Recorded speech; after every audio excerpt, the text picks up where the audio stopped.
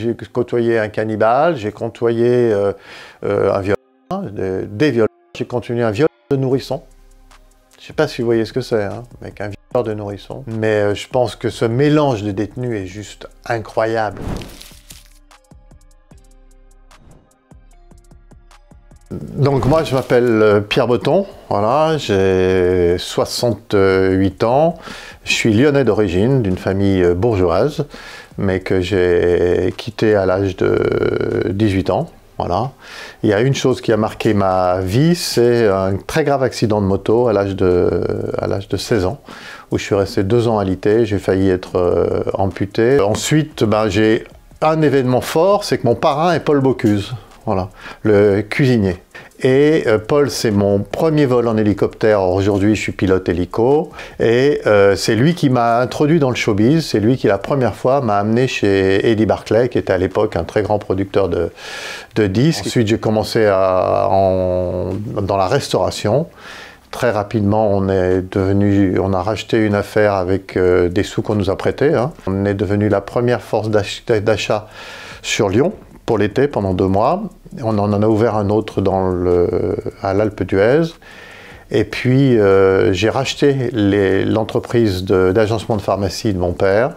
Les médicaments, la parapharmacie, ce qu'on appelle tout ce qui est la cosmétologie, était enfermé dans des placards dans la piste client parce que les pharmaciens avaient peur qu'on leur vole.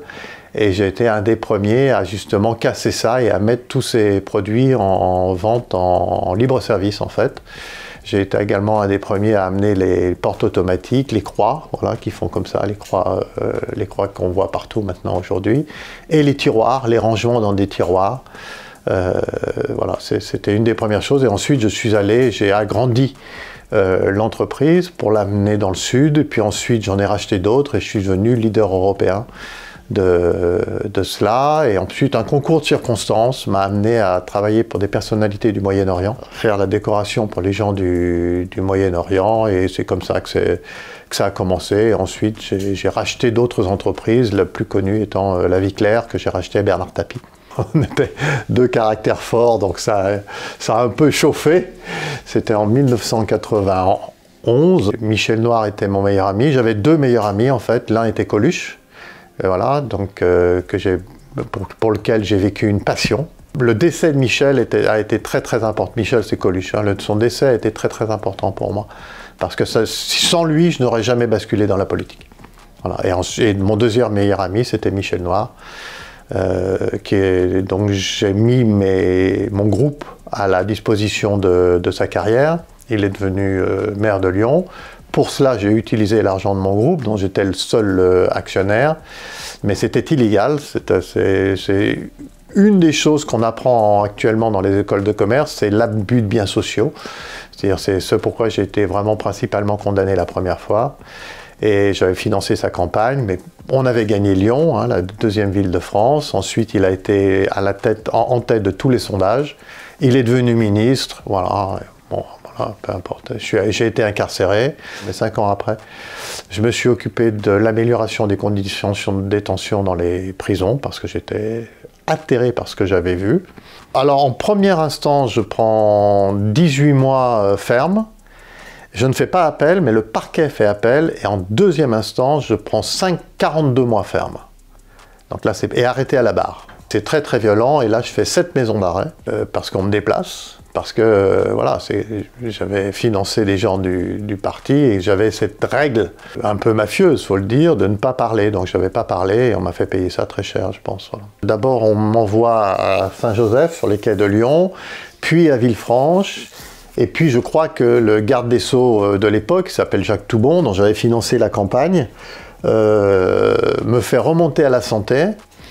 Dans ce qui était le quartier VIP, et là c'était vraiment un quartier VIP, franchement, parce que les cellules étaient plus grandes, parce qu'on avait 2 étages pour nous, il n'y a que les cours de promenade qui n'étaient pas terribles, mais voilà, et je retombe effectivement sur Bernard Tapie, et ça se passe pas très bien, ça se passe même très très mal, à tel point qu'il demande son transfert dans le sud, vers Marseille, à Luynes, je crois, mais on s'était revus après, dans la rue, le boulevard des Saints-Pères, Et je l'avais vu, il était déjà malade et j'étais allé le voir et je lui avais dit, vous vous rappelez de moi? Il me dit, comment veux-tu que je t'oublie? Vous savez, avec son façon de faire, comment veux-tu que je t'oublie?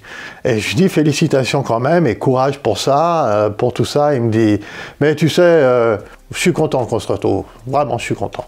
Alors d'abord, après ma première peine, c'est très difficile. La sortie est très très difficile. J'ai fait une TS en une tentative de suicide à Grasse. Je suis shooté. Lors de ma première peine, j'ai pour habitude de dire que 98% de mes relations m'ont abandonné. Voilà. Mais il y a 2 ou 3 personnes qui me sont restées très fidèles. Et je me rappelle être dans le bureau de quelqu'un que je ne veux pas nommer. Et je me retrouve dans son bureau. Et je lui dis, écoute, tu vois, je sortais de prison et je lui dis, j'ai plus personne. Bah, j'ai plus personne autour de moi, tout le monde m'a lâché. Et alors il me regarde avec sa bonhomie et il me fait, mais qu'est-ce que tu fais là? Bah, je dis, oui, mais toi, c'est pas pareil. Et il me dit, Pierre, tu vas tout reconstruire parce que t'en as pas beaucoup, mais t'as les bons. Et je crois que c'était vrai. J'en avais pas beaucoup, mais j'avais les bons.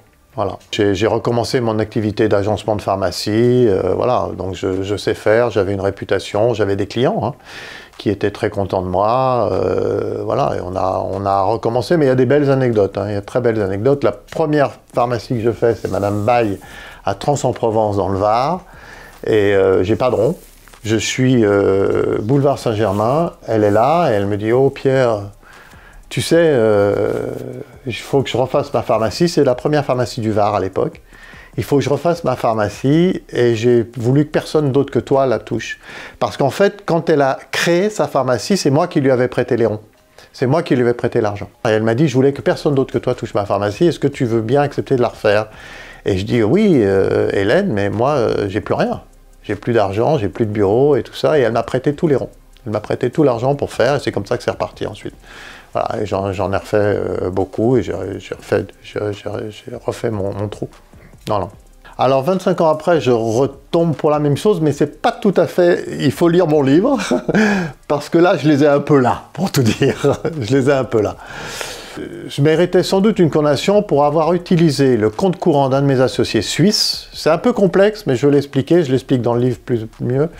C'est-à-dire qu'en Suisse, l'abus de bien social n'existe pas. Et moi, j'ai utilisé cet argent-là. Alors, j'étais entouré d'experts. Mon commissaire aux comptes est le président des experts commissaires aux comptes de France. Mon expert comptable est expert comptable auprès de la cour d'appel. J'ai eu 2 contrôles fiscaux qui se sont soldés par 0, hein, par part de redressement. Voilà, j'ai pensé qu'on était carré. J'ai eu des différends très forts avec le garde des Sceaux, qui a lâché les chiens. Voilà, je le démonte dans le livre. Et les chiens, ça s'appelle Tracfin, ça s'appelle la brigade financière. Donc on garde à vue, enquête préliminaire, et de l'enquête préliminaire directement au tribunal correctionnel. Je n'ai pas eu de juge d'instruction, moi. En enquête préliminaire, vous ne pouvez pas avoir de témoin, vous n'avez pas accès au dossier, vous ne pouvez même pas avoir accès aux dépositions. On vous renvoie directement devant le tribunal correctionnel, et devant le tribunal correctionnel, là, vous pouvez convoquer des témoins qui ne sont pas obligés de venir. Donc, c'était réglé, en fait, c'était réglé d'entrée. Je prends 5 ans ferme arrêté à la barre. Je ne mérite pas 5 ans, d'ailleurs, la cour d'appel va ramener à 3 ans. Et la deuxième chose, tout a changé. Tout a changé, c'est-à-dire que, oui, les conditions matérielles sont meilleures. Oui, les surveillants disent « Monsieur Botton, mettre des formes, tout ça », mais le rapport de force a changé. C'est-à-dire qu'il y a 25 ans, les surveillants étaient respectés. Aujourd'hui, ils ne le sont plus du tout. Leur hiérarchie les a totalement lâchés. Deuxièmement, c'est la population pénale qui a changé. Ce sont des gens qui sont remplis de violence. Mais de violence, j'ai jamais vu autant de violence. Moi, la première fois, en faisant 7 maisons d'arrêt, j'ai jamais eu peur pour ma sécurité. Là, 3 fois, j'ai eu peur pour ma sécurité. Ensuite, c'est l'omniprésence de la drogue. Elle rentre de partout. Donc, elle est tolérée, hein, ce que je dis, si vous avez un endroit clos et que vous essayez de la drogue, il ne faut pas me dire que l'administration ne peut pas la trouver. C'est pas vrai. Donc, ça veut dire qu'ils la laissent rentrer. Mais plus grave, c'est qu'avec la drogue, rentre l'argent de la drogue. Et donc, l'argent de la drogue, c'est la corruption. Et quand je dis de l'argent, vous êtes en face, moi j'ai eu l'habitude de manier quelques chiffres un peu élevés, et là, ce que je vois est juste incroyable. Voilà, c'est juste incroyable. Je raconte cette anecdote d'avoir été avec un détenu dans la cour de promenade, et je le vois, et il me dit, tu sais, on est emmerdé en ce moment, hein, on est emmerdé. Je dis, pourquoi t'es emmerdé? Ah ben c'est avec l'argent. Bah, je dis, pourquoi l'argent vous emmerde? Non, non, mais Pierre, c'est les rats qui bouffent les billets. Voilà, donc ils en sont là, hein. Ils en sont là, hein, et ils ne savent plus comment le blanchir. Et franchement, je crois que personne n'a idée de du montant de l'argent de la drogue. Et je veux dire que par rapport aux surveillants, ils n'ont pas beaucoup de choix. Parce qu'ils sont lâchés par leur hiérarchie, donc s'ils font leur boulot, des téléphones, ils peuvent en trouver 4 par jour, donc ils vont faire ce qui s'appelle des CRI, des comptes rendus d'incidents, 4 fois, j'ai trouvé un téléphone, j'ai trouvé, et la hiérarchie va dire, mais attendez, vous prenez pour qui? Donc 4, donc la hiérarchie va les lâcher, ça va pas être bon dans leur dossier, et il va avoir les détenus contre lui. Et à un moment, il se trouve devant un choix, le surveillant. Il se retrouve devant un choix, soit ne plus rien faire, soit basculer de l'autre côté. Alors ce qui arrange, c'est que, évidemment, comme les détenus sont 22 heures sur 24 enfermés dans une cellule, à ne rien faire, il faut qu'ils soient calmes.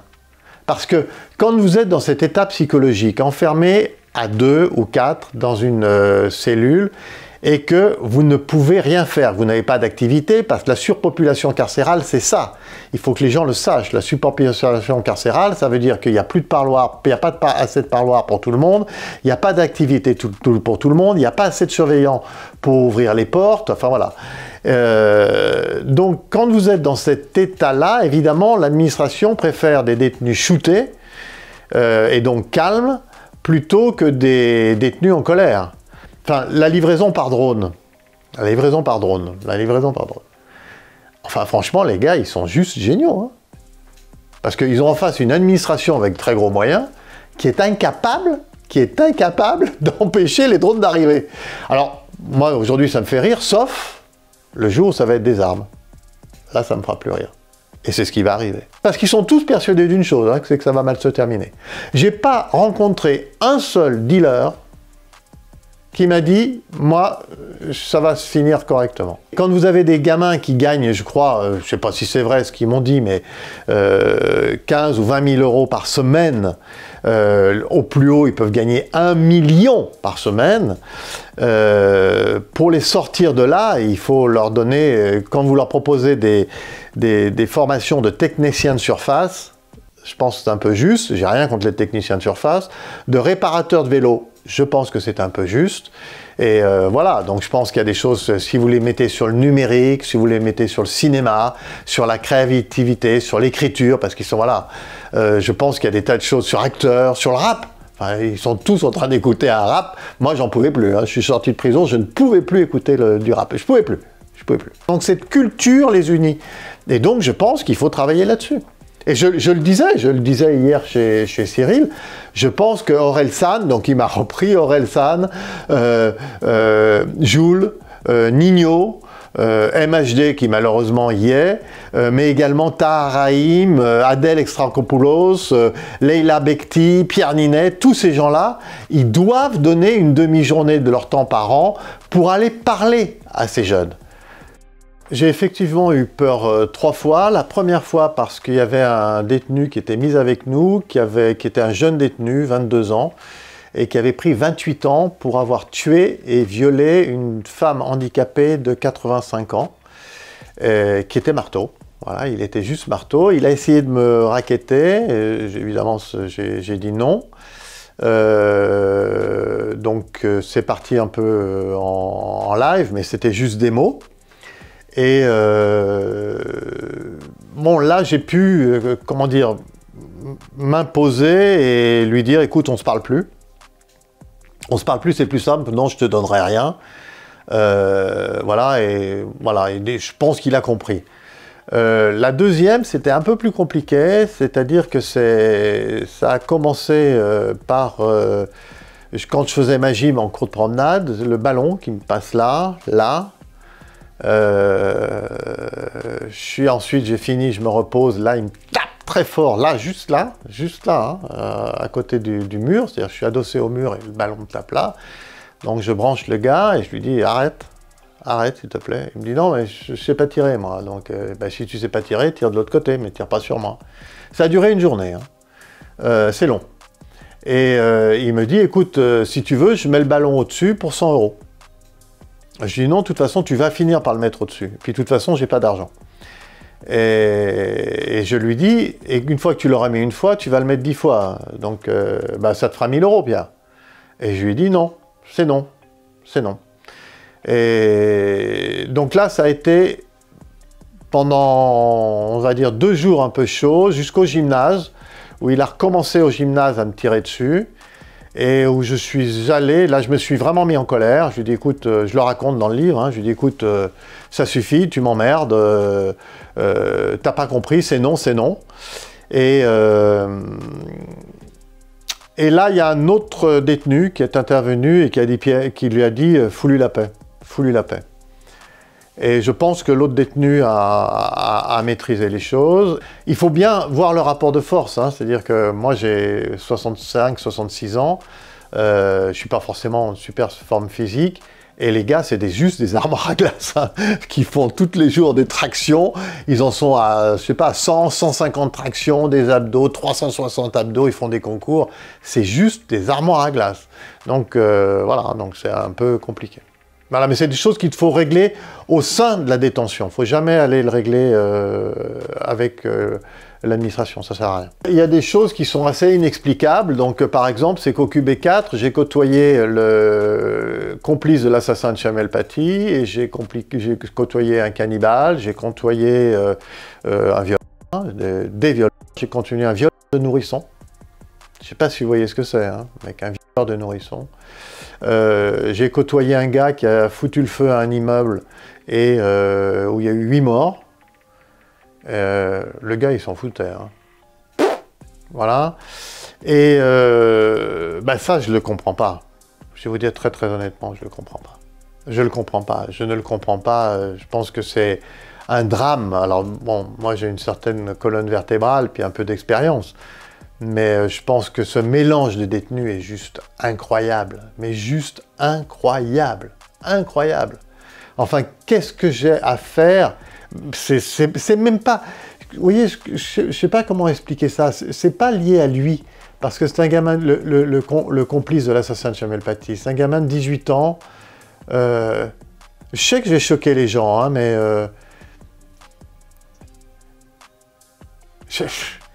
Bien sûr qu'il est responsable de ses actes, mais il est élevé là-dedans. Donc, si vous élevez quelqu'un, vous savez, dans un certain milieu, le gars, il vous parle, mais c'est juste hallucinant.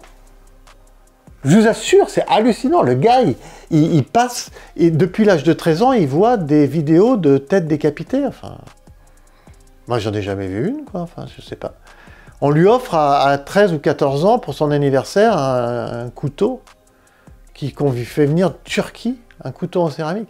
Et lui, il vous dit, tout ça, c'est normal. Il vous parle... Vous voyez, j'ai connu des excités, là. Je vous parlais de celui qui a pris 28 ans. Lui, c'est un excité. Tout le temps en train d'exciter, machin, de parler, de provoquer tout le monde et tout ça. Lui, non, pas du tout. Très calme. Expliquant les choses très calmement. Comme si c'était sa vie, comme si c'était normal. Et il vous dit, je sais que je vais être là pour 30 ans. Hein. Mais même s'il est là à 40 ans, pour 40 ans, et même s'il fait ses 40 ans, il en a 18. Il sort, il a encore 10 ans de moins que moi. C'est un vrai problème. Et je pense que là, il faut vraiment... Je dis souvent que les Français doivent prendre conscience. Alors je sais que les Français, ils n'aiment pas la prison, que mon sujet est très délicat et qu'ils n'aiment pas ça. Mais les Français doivent prendre conscience qu'une partie de leur sécurité se joue en prison. Mais vraiment. Vous voyez bien qu'on n'arrive pas à arrêter les règlements de compte à Marseille. Enfin voilà, ça tire. Alors au départ, ils se tirent entre eux. On s'en fout, ils tirent entre eux dans certains quartiers. Bon, voilà. Puis tout doucement, ça se rapproche. Puis maintenant, il commence à y avoir des victimes collatérales. Les Français ont été choqués par cette étudiante qui est tuée par une balle dans sa chambre en train de réviser. Ou par le gamin de 10 ans qui est tué. Mais, ok, vous êtes choqués les Français, mais vous allez vous bouger. Vous allez comprendre que ces gens-là, ils sont passés ou ils vont passer en prison. Et c'est que là, on les tient. C'est pas quand ils sont dans leur cité qu'on va faire quelque chose. Qu'est-ce qu'on va aller faire dans leur cité?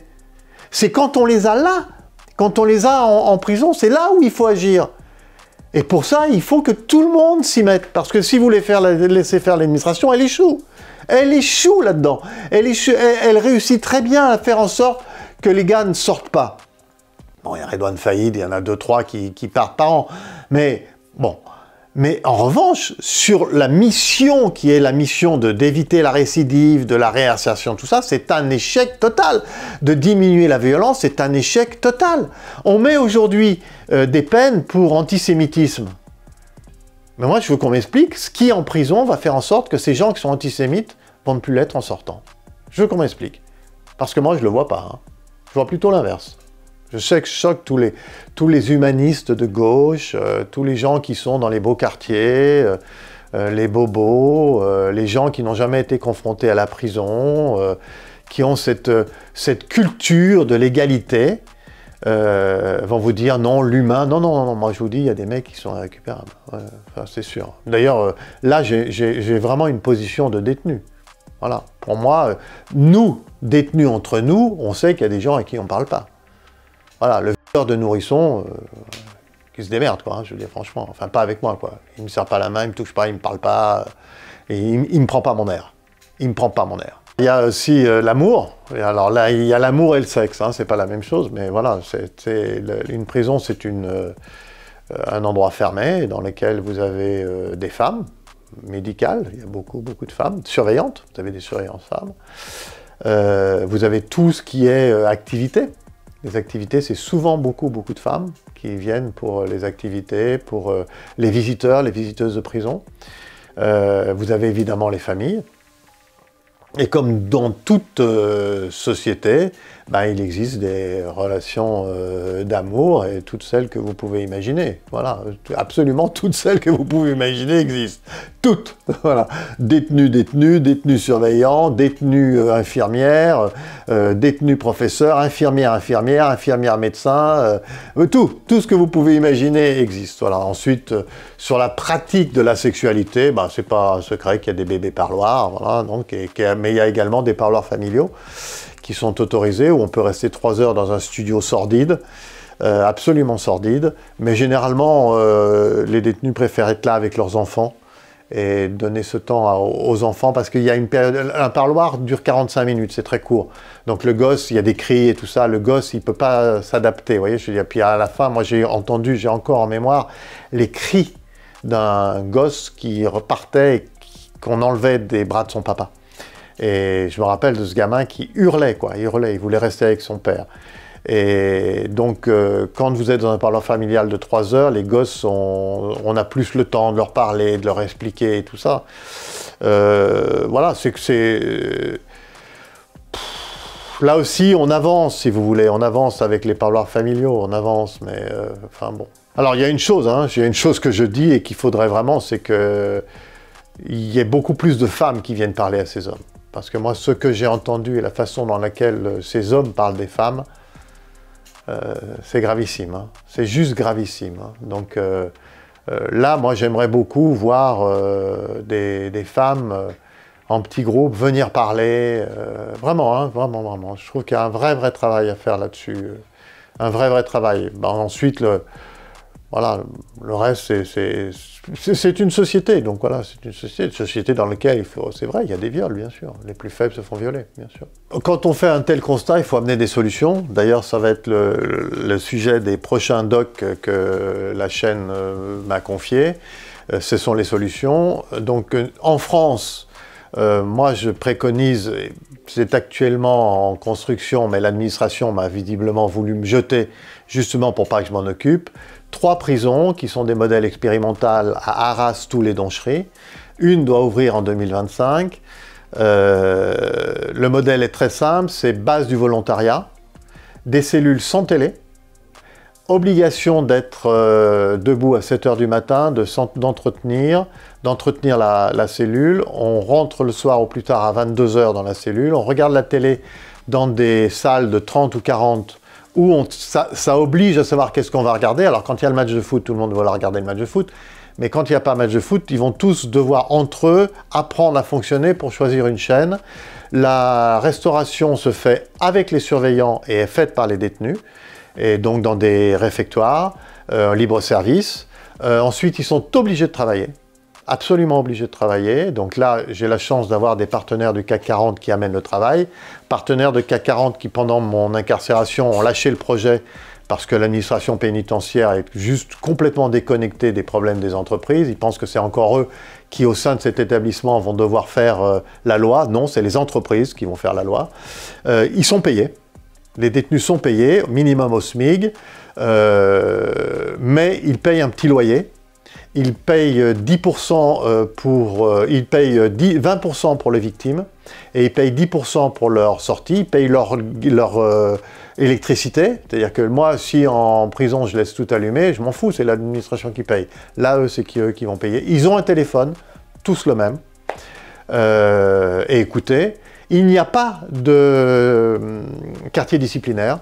À la première faute, bac dans le régime général. Donc il retourne dans le régime général. Il y a une charte très simple, hein, dans laquelle il signe une page. Voilà, il y a du sport, bien sûr, ils doivent pratiquer du sport et ils doivent évidemment être très respectueux. Donc tout ça est basé par le travail. Et avec un contrat de travail qui permet de faire les points retraite, enfin bon, tout ça. Et voilà, j'espère que ça... Alors, pardon, le principal, c'est que les détenus sont sélectionnés, bien sûr. D'abord, ils doivent être volontaires, et ensuite, ils sont sélectionnés. Et ils sont sélectionnés pas par l'administration pénitentiaire, mais par les DRH des entreprises. Alors ça, c'est pour une révolution, parce que, évidemment, l'administration pénitentiaire n'accepte pas de perdre cette main-là. Mais si vous voulez, ce que je vous ai dit tout à l'heure, pour moi, il y a des gens qui sont irrécupérables. Il n'y a pas de drogue, donc il y a des chiens, par exemple. Aucune drogue. Premier truc de drogue, bac. Donc c'est une prison très dure, mais qui vous donne... Mais c'est une prison extraordinaire aussi, hein. Vous avez une salle de concert dans laquelle les gens peuvent venir. On donne des concerts et dans lesquels les concerts sont mixtes, avec les villageois de l'endroit où la prison est posée. Il y a également une boulangerie où on fabrique le pain et on le vend moins cher pour les villageois qui sont là. C'est-à-dire que si vous voulez, on essaye de faire en sorte, vous savez que personne ne veut de prison sur son territoire, on essaye de faire en sorte que cette prison rende aux villageois. Donc voilà, quand ils auront payé leur baguette, c'est sponsorisé par des grandes entreprises. Quand la baguette sera payée à 50 centimes par les villageois, au lieu d'un 20 ou d'un 30 comme ça c'est actuellement, ils ont un retour.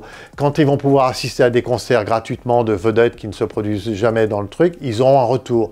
Voilà, donc ça, et on leur demande également une participation active avec des visites de la prison telle qu'elle est. C'est des toutes petites unités de sang. Donc ça, c'est ce que moi je préconise depuis très longtemps en France.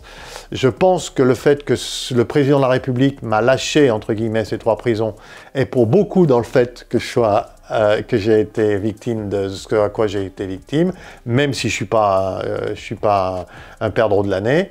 À l'étranger, ben, vous avez des pays qui ferment des prisons. Hein. Suède, ils ferment des prisons. Danemark, ils ferment des prisons. Norvège, ils ferment des prisons. Donc voilà, ça existe.